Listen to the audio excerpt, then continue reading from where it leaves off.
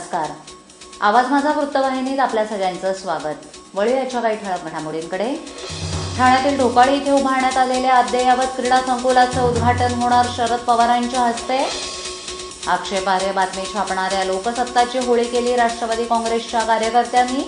आणि भर रस्त्यात नागरिकास लुटणाऱ्या चोराला दक्ष नागरिकांनी पकडून दिला बेदम चोख. ठाण्यातील ढोकाळी परिसरात उभारण्यात आलेल्या इंडोर स्टेडियमचं काम अंतिम टप्प्यात आलं असून या क्रीडा संकुलाचं उद्घाटन केंद्रीय कृषी मंत्री शरद पवार यांच्या हस्ते येत्या 8 फेब्रुवारी रोजी करण्यात येणार असल्याची माहिती खासदार संजीव नाईक यांनी दिली. ते आज या स्टेडियमची पाहणी करण्याकरता ठाण्यात आले होते. या स्टेडियमसाठी खासदार निधी आणि ठाणे महानगरपालिकेने मिळून 25 कोटी रुपये खर्च केलाय. सर्व पक्षांकडून या स्टेडियमसाठी मान्यता मिळाली होती. या स्टेडियममध्ये बॅडमिंटनचे 2 कोर्ट आहेत, परंतु सरावासाठी 3 कोर्ट करण्यात येणार आहेत. पहिल्या मजल्यावर कॅरम, बुद्धिबळ यांसारख्या बैठ्या खेळांची व्यवस्था करण्यात आली आहे. त्याचबरोबर खेळ विश्वातील सर्वसामान्यांना परवडेल अशी मेंबरशिपची फी आकारावी, अन्यथा पालिकेनं स्वतः या स्पोर्ट क्लबची जबाबदारी उचलावी. त्याचबरोबर खेळ विश्वातील माहिती मिळावी यासाठी स्पोर्ट लायब्ररी उभारण्यात येणार आहे. खेळाडूंच्या फिटनेससाठी जिमची व्यवस्था देखील करण्यात आली आहे. त्याचबरोबर lawn tennis, basketball, shooting ball अशा प्रकारे एकंदरीत संपूर्ण खेळमय वातावरण निर्माण होईल या पद्धतीनं या स्टेडियमची उभारणी करण्यात आली असल्याचं खासदार संजीव नाईक यांनी यावेळी सांगितलं. खासदार निधीतून 3 कामं करण्यात आली असल्याचं देखील त्यांनी यावेळी स्पष्ट केलं. या स्टेडियम बरोबरच भाईंदर येथील mini indoor stadium, Navi Mumbai येथील वंडर पार्क या स्टेडियमचं उद्घाटन देखील केंद्रीय कृषी मंत्री शरद पवार यांच्या हस्ते करण्यात येणार आहे. यावेळी मुख्यमंत्री पृथ्वीराज चव्हाण, उपमुख्यमंत्री अजितदादा पवार आणि क्रीडा मंत्री आणि पालकमंत्री उपस्थित राहणार आहेत. स्टेडियमच्या बाजूला असलेल्या स्विमिंग पूलाचं काम देखील सुरू असून स्टेडियम बरोबरच या स्विमिंग पूलाचं उद्घाटन देखील यावेळी करण्यात येणार आहे. सर्वसामान्यांना परवडेल अशी मेंबरशिपची फी आकारावी, अन्यथा पालिकेनं स्वतःच स्पोर्ट क्लबची जबाबदारी उचलावी अशी सूचना देखील खासदार नाईक यांनी ठाणे महानगरपालिकेला केली. अशा प्रकारच्या अनेक भव्य वास्तू उभारल्या जातात, परंतु त्यांची योग्य ती निगा राखली जात नाही आणि शेवटी त्यांची दुरावस्था बघायला मिळते. पालिकेनं स्वतः जातीनं याकडे लक्ष द्यावे, अन्यथा कुणावर तरी ही जबाबदारी सोपवावी अशी सूचना देखील खासदार नाईक यांनी यावेळी केली. तसंच आतापर्यंत खासदार निधीतून 6 कोटीचा निधी दिला गेलाय. यामध्ये खेळाचं साहित्य देखील दिलं गेलंय. जिल्हा, राज्य आणि देश पातळीवर खेळणाऱ्या खेळाडूंसाठी प्रशिक्षक देखील नेमण्यात येणार असून गरिबांना त्यांची गुणवत्ता बघून मोफत प्रशिक्षणही खासदार निधीतून देण्यात येणार असल्याचं आश्वासन यावेळी संजीव नाईक यांनी दिलं. साधारण 25 कोटी रुपये अंदाजे खर्च करून हा खासदार स्थानीय निधी आणि ठाणे महापालिका यांच्या विद्यमानं पहिल्यांदाच इतका मोठा प्रकल्प ठाणे शहरामध्ये होतोय. आम्ही 2 प्रस्ताव दिलेले आहेत. एक तर महापालिकेने याला फंड द्यावा मेंटेन करण्यासाठी, किंवा काही प्रमाणामध्ये स्वतःच्या पायावर हे स्पोर्ट्स कॉम्प्लेक्स तयार होण्यासाठी काही मेंबरशिप द्यावी. परंतु ती मेंबरशिप होताना सर्वसामान्य लोकांनाही परवडेल अशी मेंबरशिप असावी, असा मी सूचना मांडलेली आहे. अन्यथा महापालिकेनेच खर्च करावा. ठाणे महानगरपालिका हद्दीत घर घेत आहे का? मग ते अनधिकृत तर नाही ना, याची खातर जमा करा. अनधिकृत घर घेणं हा विकणाऱ्यासोबत विकत घेणारा देखील तितकाच दोषी असतो. तेव्हा घराची डोळस खरेदी करा. आपली कुठे फसवणूक तर होत नाही ना. यासाठी ठाणे महानगरपालिका मुख्यालयातील 4थ्या मजल्यावरील बांधकाम विभागात घराचा सर्वे नंबर, टिक्का नंबर याची खातर जमा करा. घराचं स्वप्न अवश्य करूया साकार, पण अनधिकृत घराचा नका करू कधीही विचार. अधिकृत घर म्हणजे उद्याची देखील निश्चिंती. अनधिकृत घराचे दार म्हणजे डोक्यावर कधीही तोडण्याची टांगती तलवार. जगणं तुमचं होऊ दे सुरेल गाणं, स्वच्छ, सुंदर आणि अधिकृत घरांचं हजरं ठाणं. ठाणे महापालिकेतर्फे जनहितार्थ प्रसारित. लोकसत्ताच्या आजच्या अंकात शरद पवार आणि नरेंद्र मोदी यांची गुप्त भेट ही बातमी छापण्यात आली होती. याच्या विरोधात आज राष्ट्रवादीच्या कार्यकर्त्यांकडून ठाण्यामध्ये लोकसत्ताच्या अंकाची होळी करण्यात आली. लोकसत्ता या वर्तमानपत्रात शरद पवारांनी नरेंद्र मोदी यांची भेट घेतल्याची बातमी आल्यावर चिडलेल्या राष्ट्रवादी काँग्रेसच्या कार्यकर्त्यांनी आज ठाण्यातील राष्ट्रवादी काँग्रेसच्या कार्यालयाबाहेर लोकसत्ताच्या अंकाची होळी केली. यावेळी लोकसत्ता विरोधी घोषणा देत कार्यकर्त्यांनी अंकाला पायदळीत उडवलं. या आंदोलन करणाऱ्या 35 कार्यकर्त्यांना नौपाडा पोलिसांनी ताब्यात घेतलंय. दरम्यान आंदोलन करतेवेळी पोलिसांनी बघ्याची भूमिका घेतल्यामुळे जणू आंदोलकांना पोलिसांनी मुभास दिल्याचं दिसून आलं.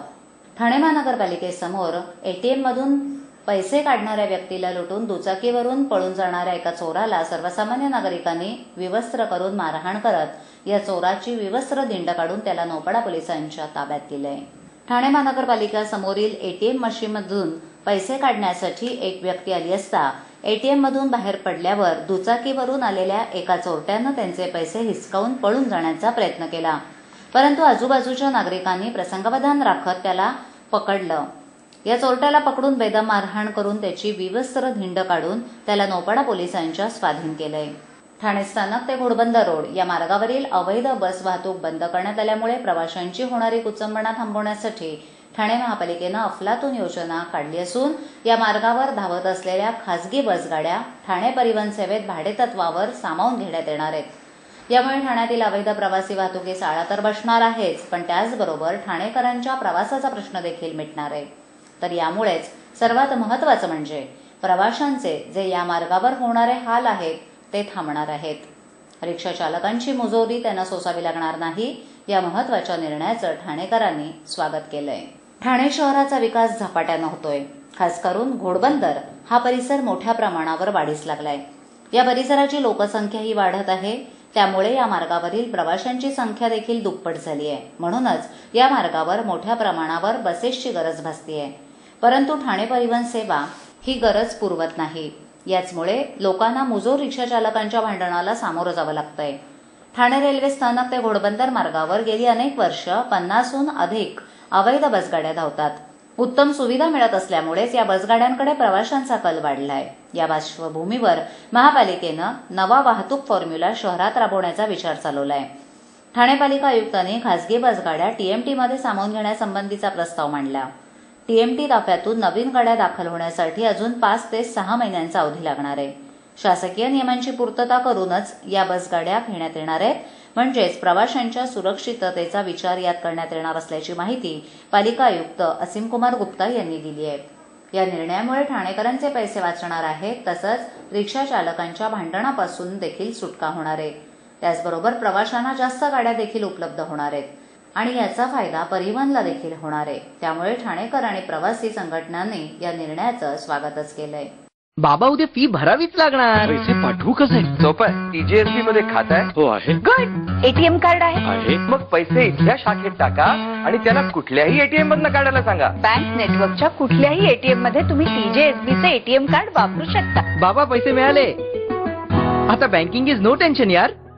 धारावी क्रीडा संकुल सायन इथे पार पडलेल्या 41व्या राज्य जुडो स्पर्धेमध्ये भूपेंद्रसिंग देवीसिंग राजपूत यांनी 73 किलो वजनी गटात सुवर्ण पदक प्राप्त केलंय. भूपेंद्र राजपूत यांची निवड दिनांक 9 ते 12 फेब्रुवारी रोजी उना हिमाचल प्रदेश इथे होणाऱ्या राष्ट्रीय स्पर्धेसाठी झाली आहे. भूपेंद्रसिंग राजपूत हे ठाणे पोलीस दलात कार्यरत असून त्यांचा सत्कार पोलीस आयुक्त KP रघुवंशी, अप्पर पोलीस आयुक्त ज्ञानेश्वर फडतरे यांच्या हस्ते करण्यात आला. भूपेंद्र राजपूत हे सरस्वती क्रीडा संकुल ठाणे इथे त्यांचे वडील आणि प्रशिक्षक देवसिंग राजपूत यांच्या मार्गदर्शनाखाली सराव करत आहेत. शासकीय 10% कोट्यातून फ्लॅटचा आमिष दाखवत एका महिलेला लाखो रुपयांचा गंडा घालणाऱ्याला पोलिसांनी अटक केली आहे. त्यानं अशा प्रकारे अन्य कोणाची फसवणूक केली आहे का याचा शोध सुरू असल्याची माहिती पोलिसांनी दिली. सागर पाटील असं अटक करण्यात आलेल्या आरोपीचं नाव असून तो लोकमान्य नगर इथे राहणार आहे. त्यानं गावदेवी मैदान नौपाडा परिसरात राहणाऱ्या निर्मला जोशी यांना आपली मंत्रालयातील अधिकाऱ्यांशी ओळख असल्याचं सांगत हिरानंदानी इस्टेट इथे उभारण्यात येणाऱ्या इमारतीतील 80 लाखांचा फ्लॅट शासकीय 10% कोट्यातून 8 लाखांना देतो असं सांगून 80 लाखांचा फ्लॅट 8 लाखात मिळत असल्यानं जोशी यांनी त्याला रोख आणि धनादेशाद्वारे 7,57,000 रुपये दिले. हा प्रकार 9 एप्रिल 2012 पासून आतापर्यंत घडला असून याच दरम्यान पाटील यांनी जोशींना 1,50,000 रुपये परत केले होते. मात्र उर्वरित पैसे आणि फ्लॅटही मिळत नसल्यानं जोशींनी नौपाडा पोलीस ठाण्यात या प्रकरणी तक्रार दाखल केली. या प्रकरणी फसवणुकीचा गुन्हा दाखल करत पाटील याला अटक करण्यात आली. तसंच 1 फेब्रुवारी 2014 पर्यंत पोलीस कोठडीत ठेवण्याचे आदेशही न्यायालयानं दिल्याची माहिती नौपाडा पोलिसांनी दिली. आजच्या ठळक घडामोडी शेवटी पुन्हा एकदा. ठाण्यातील ढोकाळी इथे उभारण्यात आलेल्या अद्ययावत क्रीडा संकुलाचं उद्घाटन होणार शरद पवारांच्या हस्ते. आक्षेपार्ह बातमी छापणाऱ्या लोकसत्ताची होळी केली राष्ट्रवादी काँग्रेसच्या कार्यकर्त्यांनी. आणि भर रस्त्यात नागरिकास लुटणाऱ्या चोराला दक्ष नागरिकांनी पकडून दिला बेदम चोख. आपल्या विभागातील काही सूचना अथवा समस्या असल्यास ते आमच्यापर्यंत जरूर पोहोचवा.